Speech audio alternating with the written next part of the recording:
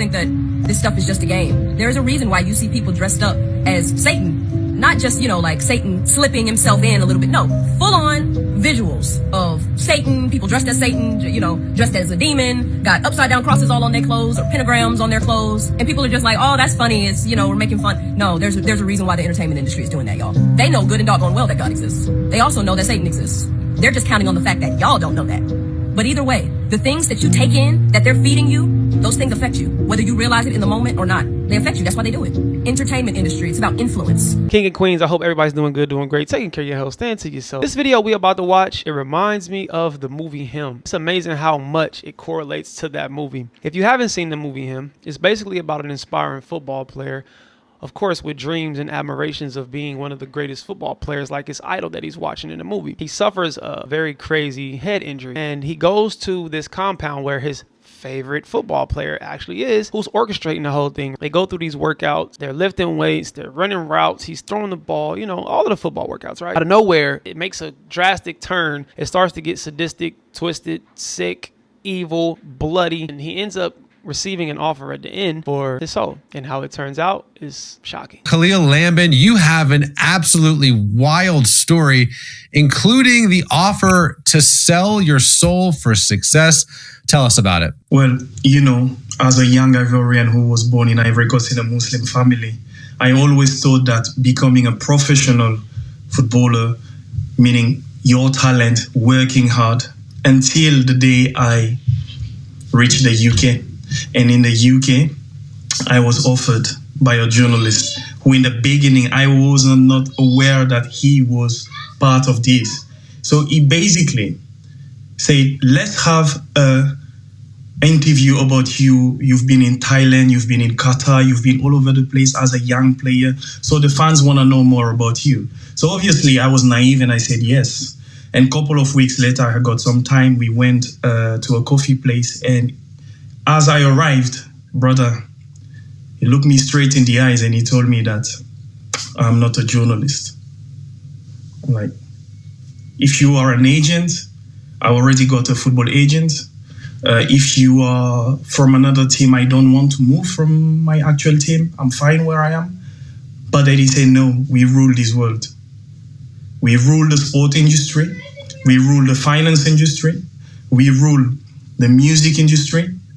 And if you want to be part of the elite in your sport, you have to join the elite.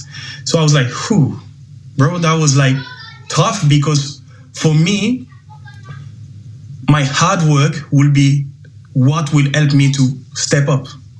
But bro, all my dream came down. I was like, in front of him, he's looking in my eyes and he's telling me that. So obviously my first reaction was fear. But bear in mind, I was not Christian, I was not walking with Christ, and I was still Muslim, and he's offering me this. If you ask me today what kept me, is my beloved mother, who always told me, don't you ever sell your soul. And while this man is speaking to me, I could hear the voice of my mom in my ears. Do not sell your soul. Do not sell your soul. But then I asked him this question, what do I have to do to be part of the elite? He said, there is nothing physical. I will give you an address. You come at such and such time, and we will initiate you. I was like, whew. And as the voice of my mom was a seed in my heart, she kept, as he's speaking, I'm hearing, do not sell your soul. Do not sell your soul. I was like, phew, I can't do that. And I could see his energy, his aura was getting like really, no.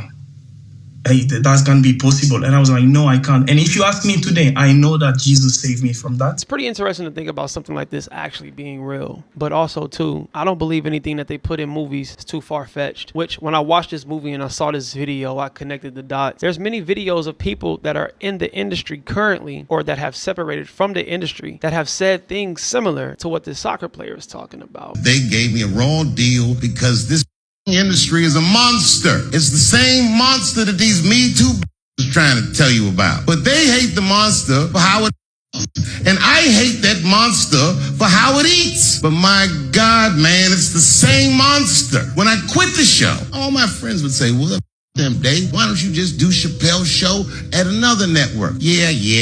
And why doesn't a slave run from one plantation to another plantation? Because the master over there might be nicer. My God, man, I was trapped. You got to think about all of the crazy historical events that have taken place in books or that are placed in documentaries that are told from people who were connected to those things. And of course, we can only go off the stories that have been placed. Also, too, you can also question the stories, because imagine if a story has been told centuries and centuries and centuries, how many times it's been remixed, revamped, fabricated, things added in it, things taken out. But again, I think if you have questions, for the most part, if you search for them, you will get answers. This next video we're about to watch, he explains the historical ideas behind sports. The NBA, the NFL, and professional sports is deeper than you think. All these sports have spiritual roots that go back thousands of years. The Native Americans had something called the sacred ball game. You can look it up. The Mesoamerican ball game was a ritualistic ceremonial event that the natives participated in to invoke spirits, settle disputes, and even predict the future. These ritualistic sports games had a lot of symbolism, just like we see today. A lot of mascots of modern sports teams can be traced back or compared to ancient deities from societies in the past. So when one team wins the game, all the fans cheering and giving their energy to that deity can have a profound effect on reality. A lot of kings during the ancient times would wager gold or other valuables against other teams and other kings, which is where modern sports betting comes from. See, all of these things we see in society today have ancient spiritual origins. Most people think it's just a game with no significance, but it's a lot deeper. See, when you study gematria and numerology, every word correlates to a number, and there are secret codes and meanings behind these teams and players in these sports. So everything means something. The scores mean something. The names of the players mean something. Everything has a deeper meaning. I believe just like us, everything has a birth story to it. Okay, basketball, where'd it come from? Okay, football, where did this come from? You'll be mind blown when you look up the history of it. Did anything come from anything positive? It's like music started negative. You got entertainment started negative. The mind control, the dark images that are in it. You know what I mean? The symbolicness, the twisted, the dark evil. It's like, what was good? Think about it even more. It's like the fans and the way they treat people, whether they're a basketball player, soccer player, whatever. They're like, they idolize these people as if they are deities, to the point where they will argue with you. No, he's better than him. I've seen people get into heated debates about this. And you start to think, y'all are arguing over another man's ability to shoot a basketball. Y'all are arguing about another man tackling another man. And it's just like, what are we talking about? Where you get to the games and fans fighting because of the opposing team. Oh, I'm rooting for this team. And okay, I'm rooting for this team. Blah, blah, blah. And then they consume alcohol, which is another thing that's attached to spirits. And it's just like, this stuff is really crazy when you think about it. If you're trying to get signed to a major label, there's gatekeepers. If you're trying to get on certain media platforms to get interviewed, there's gatekeepers. If you're trying to get on the mainstream radio, you heard me, urban radio, there's gatekeepers. I've had gatekeepers in the music industry who have literally tried to hold a record deal behind their back and let me know, like, look, if you're a part of this homosexual act that I'm trying to take part in, you hear me? Yeah. Come on. This door will open real quick for you. Like, I got a song where I've talked about that before called The Devil's Playground. Like, this is real, dog. And the only way that type of stuff can work on you is if you let them have all the leverage to where you want what's behind that gate that bad. Has your research ever gone far enough to kind of verify that people are doing whatever they have to do to get to a certain level? This will make a lot of sense. How many people can rap?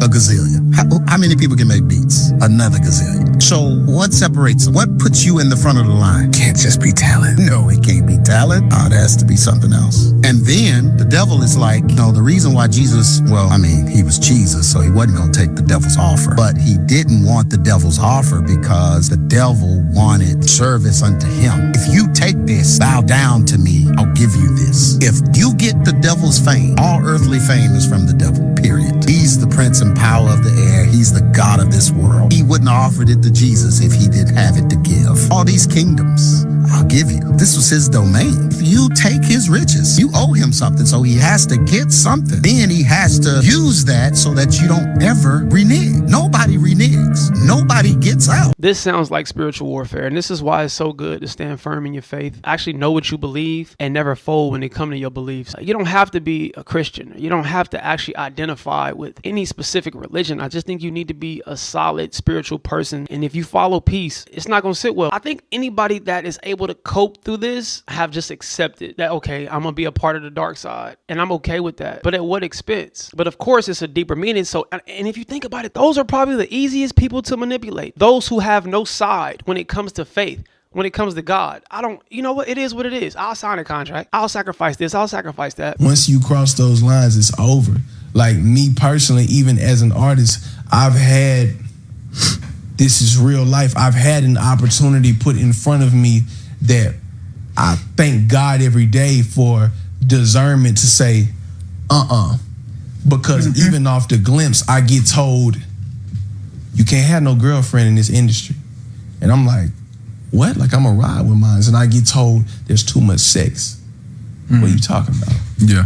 You know what I'm saying? And then they ask you, well, so-and-so don't want to meet at the studio, meet her at the hotel. But then I get told, you can only bring one person with you. Yeah. And I'm like, she got a whole entourage, right? Like, y'all deep. What you mean one person? Well, you know how that goes. Yeah. By the time you get there, you know what I'm saying? Thank God I never even find out, but that's really how it goes. Yeah. That's a fact. And y'all know which one he bringing to, big bro. Was Tupac aware? I don't even know if we was using that word back then, but he was aware that it was evil. He used to say the people that run the music industry is evil. He told me this. What? When he was locked up, we signed a record deal with Interscope Records. He was in prison. We was called Drymacidal before we went to Outlaw. He sent us out there. He said, I'm just going to tell y'all like that. The people that y'all about to meet with is some straight devils. Never allow yourself to get too caught up in the world to where you lose yourself. With that being said, love, peace, and prosperity. Hello or goodbye. Talk to me. Do not yell at me. We elevating till we hit our head. We ain't bleeding yet. Spread love, not hate. I'll see y'all when I see y'all. Be great. Make sure you put the comments in the comment section below. I would love to know what y'all think. Ideas and thoughts in the comment section.